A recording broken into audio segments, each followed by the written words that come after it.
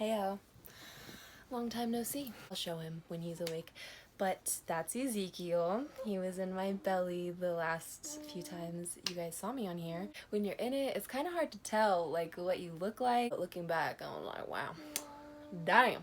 Pretty much life with a newborn / postpartum healing is just like a very wet place. Fluids everywhere from both mom and baby, but it's cool, it's beautiful, it's nature, it's primal. The focus of this video is going to be my birth story and the first month and a half. He was due June 1st. He did not come. I was scheduled for a labor induction on the 4th, and I just did not want that. Like, I wanted to have him naturally, which looking back, like, I kind of did induce him, but it was a natural induction. We bought some castor oil. We took castor oil. I say we, because it was Justin. Like, he really had to, like, okay, take this, man. Like, let's get this baby out. And I was like, no, like, it's gross. Like, tastes like melted crayons. Anyways, I drank it on June 3rd at like 2 or 3 in the morning. The contractions were just getting real crazy, and I was like, all right, we gotta go to the hospital. Like, my water hadn't broken or anything, you know, and it was just getting to the point where it was like, you know, like, oh man, can't talk right now. Like, I'm fucking dying inside. And then I was fine. And then it would be over and it would be like, yeah, so what's like normal conversation? And then it would come back and then anyways, and then got to the hospital and they checked me and I'm like 4 centimeters dilated. So they're like, yeah, dude, for sure. And then they called my doctor because I was like, because they're like, well, do you want to labor here? Do you want to labor at home? And I was like, well, preferably I'd like to labor at home. Like, if I can be in my own space, this and that. And then she called my doctor and was basically like, no, honey, she's set 4 centimeters. Get her in the room over there and we'll go from there. Like, I was planning on doing a natural birth, and up until that point, like, I haven't taken any like pain medications or anything. After several hours of contractions, and y'all, birth is messy. And my girl, she told me that birth was gonna be messy, but once I got there, I was like, bitch, birth is messy. Once I hit 10 o'clock in the morning, I was at like 8 centimeters. Contractions were just like getting super strong, and I was to the point where my body, like, whenever they would come, I would have the urge to push, and it wasn't time to push yet, because me, like, my body pushing on it was making my cervix more swollen, so it was harder, like, making it so he couldn't come out. So at that point, they were like, okay, girl, like, you have to relax through your contractions. Like, you have to, you know, breathe like this. And it's like, that's how you're supposed to breathe when these contractions are coming, so you don't push and squeeze each contraction. Like, I was just peeing all over the floor, like, different fluids from inside of me, like, from the womb area. Like, it was just a mess. Anyways, at that point, because like we weren't making any progress and it was like in jeopardy of going back and I was in so much pain, I was like, fuck that. Like, I've been working, dog, not today. So we took the epidural. My doctor was like, you know, you did great. Like, maybe let's just take it. And I was like, you know what? All right. And I had no idea that the epidural was such a freaking procedure. The doctor comes in and he has this giant kit for his epidural setup, and I'm sitting there like this on the edge of the bed with Justin, and he's like there, and it's like, okay, you have to breathe, you have to stay calm and in one position.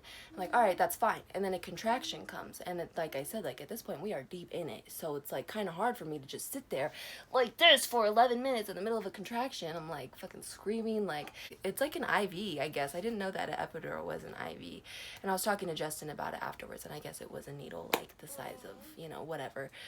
But at the time, obviously, you can't feel it. But after that, I was feeling good, ready to go for the rest of birth, and I was relaxing. My legs were going numb. They got me set up with some nice peanut balls. I got a catheter in. Like, I was set up. And then it came time. You know, they're getting me set up on the stirrups. Like I said, I cannot move my legs. Justin's on this side, our amazing nurse on this side. Doctors in front of me, big light on, everybody's suiting up with their masks on and shit. Like, it's game time. Like, we are ready to go. And at this point, like, I can't feel my contractions. They're like, do you know that you're contracting right now? And I'm like, what? For real? No. It's like, okay, we're gonna tell you when to push. They have to tell you when to push, because if you can't feel your contractions, you don't know how to like work with your contractions. So they tell you when to push, and it's like, you breathe in real big, and then you just hold it for 10 seconds, and you just push it down, you know, and you gotta like push it down but leave your butt down. It's an angle, it's a thing, you know. I would highly recommend exercising before giving birth because it is a physically demanding process. Pushed for I don't know how long, enough time, and then he was out at 12:53, and that's the birth of Ezekiel, and it was gorgeous. And then right after he was born, you just went right to the teat, and you know, it was history from there. It was painful for sure, but I mean the physical pain, it was bearable. I had a really hard time dealing with pain like in that area of my body that I couldn't control. Like I couldn't control when the contraction was coming, how long it was gonna last, like even if I wanted to run away, I couldn't. I think that was the hardest part for me, knowing that this pain was gonna come and I couldn't get away from it. But the actual birth was pretty easy. I'm saying this because I had an epidural. Like if that was natural birth, I couldn't imagine, dog. Like natural birth women, like I salute you. But after that, I mean, postpartumly, like I was pretty good at first. Like I was able to walk out of there all right. Definitely like bloody, obviously. Like I didn't bleed like that much at all, and it stopped completely after like a month. I had like a couple stitches, only 1st degree tear. I know this is kind of like TMI, but I feel like the women who've had babies and like who are gonna have babies, this is helpful information because this is shit that like I want to know about people. But yeah, and then we were just at the hospital, and then we left, we came home, and let me tell you, before we left the room, like I had like a pretty nice little panic attack, because you know you're in like the bliss of having a baby at the hospital, and it's like, fuck, it's time to go home. Like let's get the car seat all together, you know, like it's happening now. There's no doctors to come and check on everything. Like there's no one to help you. Like it's just you and this tiny fragile human who can't hold his head up by himself, or you know. It was amazing, like absolutely amazing, because Justin was able to be with me through the end of my pregnancy and through the birth and through like the first month and a half of him being born because of this whole COVID situation. Now he's back to work, so it's a whole nother learning process of me and Ezekiel just figuring it out day by day. But the first month was absolutely like, it was beautiful. Those first like couple weeks, it really is this haze of like induced just love, absolutely no sleep, but you're not complaining about it. You know, you get an hour of sleep, it feels like 6 hours. Ezekiel was a pretty good sleeper like since the beginning, so it was just about us kind of utilizing our time and just figuring out like, okay, he's napping now, get shit done. Is he getting up or is he stirring? I think. Hi, Bubba. But this is it. This is the kid. What's up, buddy? Hey, Zeke. Hey, honey. Yeah, this is my booger. We hang out like all day, every day. I am breastfeeding exclusively. Like when I thought about breastfeeding, it was just kind of like, no shit, like I'm gonna breastfeed. Like it's just natural, like cost efficient. You know, we're not gonna have to buy formula. Are you okay? Are you all right? Yeah? Just waking up? Okay. All right. Breastfeeding exclusively means being available on demand 24 hours a day, 7 days a week. And yeah, we make it work. We figure it out. We get into lots of different positions. I don't pump. I really just like massage it, like if they need to be expressed. For all my people who know what this is. Are you okay? I know it's hot in here. I had to turn off the fan so that I could make a video. Let's just get him out of this. But yeah, basically like I'm sweaty all the time now. It's hard to tell what day it is, what time it is. He has to go to the bathroom. We have to change him. So, right back. I think he's honestly just fussy because it's hot, you know? And I think he's hungry.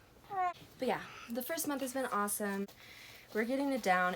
It's really like just learning how he communicates and how we communicate and how we're going to make that work together. And in terms of like his bathroom needs, because newborns, you know, like all they need is full belly. Are you farting right now? You smiling? All they need is some love, a full belly, a fresh diaper, and I mean, what else really? Doing for his bathroom needs is like we mix it up. Like we do disposables, cloth diapers. So we have a bunch of cloths and like liners and stuff. Like here's what they look like. Like these are the liners for this specific thing. This one actually needs to be changed because I just took this one off of him. But what I'll do, Papa.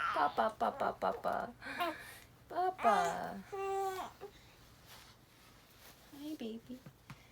But what we'll do is we'll take them when he's soiled them or whatever, we have a wet bag, and then we'll put them in there, and then when it's time, we'll just throw them in the washer.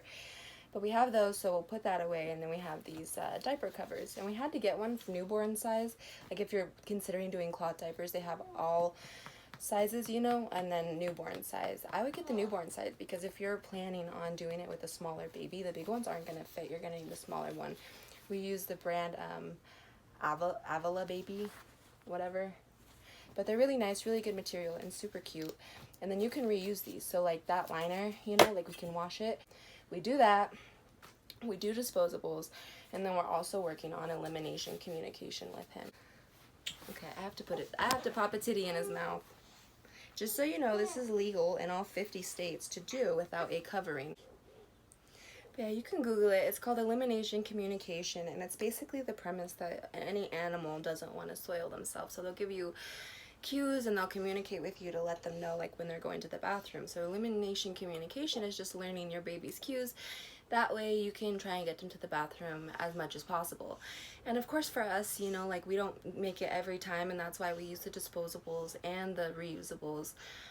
They just fit for different things. Like for overnights, we do the disposables just in case he does soil himself. It wicks away moisture better. If we're hanging out with him and we're super involved, we'll use the liners because that's easier to change faster, because they don't wick away moisture as well, obviously, because they're cloth. And also, like, another point of the elimination communication, it's also just respectful. You know, he's a human being, and our perspective on like having this baby, taking care of him is, you know, ultimately this is like the universe's child. This is God's child. Like, yeah, we're gonna parent him and raise him, but ultimately, like, after us and throughout his life with us, like, he has his own journey with himself and like with Creator. So just like treating him respectfully like we would another human being, you know, it's just a different way of communicating. Pretty much been the experience for me personally. Like spiritually, it's been really tough.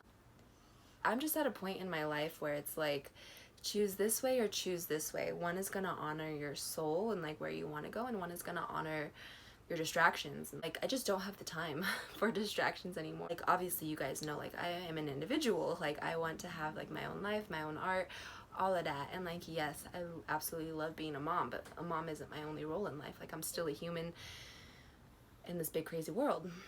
I like who I'm becoming.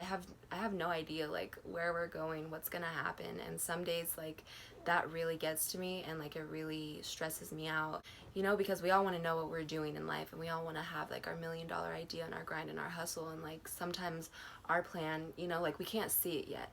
And what I've come to realize is that the universe is just preparing me for the next phase right now. Like, it prepared me for this phase, and in this phase it's preparing me for next phase. It's making me strong. This phase right now is making me strong as fuck, not just mentally, like emotionally, but physically. It is quite the workout to constantly be up and down and holding him. It's definitely physically demanding. It's a 24-hour-a-day job for sure. Like, fuck it. Like, we're living, dude. Like, it's awesome. It's awesome to be living. Yeah, it's getting quite hot, so I think we're gonna end this. Are you all done? You done, buddy? Okay, I think he's done. And just like that, back to sleep. Sorry if I have like, yeah, dude, see, this is a nipple pad. See, it has little stickies. You can stick it to the inside of your shirt. And it's for the wet milk, or the titty milked. And this is a nursing shirt. Check this out. What? Otherwise, I would have to just pull it down, or I would have to lift it up. But yeah, we're living, we're learning, we're loving, and I'm definitely like digging who I'm becoming.